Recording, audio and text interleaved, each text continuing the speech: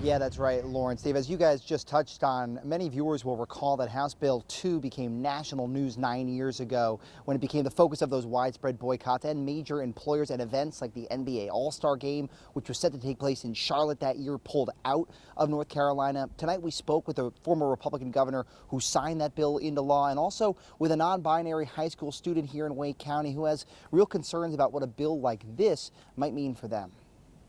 It's really hard because most people don't have to be like, okay, let me think about how safe I'm going to be when I go to the bathroom. Phoenix Bilodeau is a senior at Willow Spring High School who came out as non-binary several years ago. Even now, they say the decision over which bathroom or locker room to use as a biological female at birth who's since transitioned isn't easy. It's alarming because there are people like me who most people would look at and think, oh, that looks like a man, and then these laws pass and so I have to use the women's bathroom, and they're like, hey, why are you in there? And it's like, well, you voted for me to be in here. Phoenix is referring to this bill, Senate Bill 516, or the Women's Safety and Protection Act, filed on Tuesday, that would require transgender people to use the bathroom in public schools and other facilities that corresponds to their sex at birth.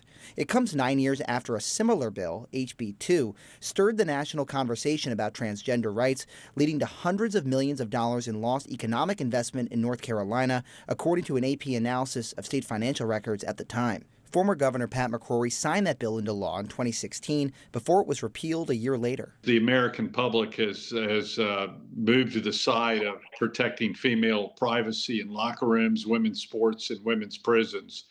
And that wasn't clearly understood when the original privacy bill was introduced 9 years ago. We spoke with the former governor from Charlotte about the risks this time around and if it was worth venturing down a similar path. He said the political environment is completely different, and he believes most Americans and corporations won't object to the bill now. And I anticipate some people going, look, you're going to do what we did 9 years ago. The environment has changed, and to me, it's common sense, and we ought to move on. But Phoenix says that shift in the national conversation leaves them in a more vulnerable position than ever. They are sending a message to their constituents that there are certain people that it's okay to mistreat, and there are certain people that it's okay to abuse, and there are certain people that we don't want to have rights.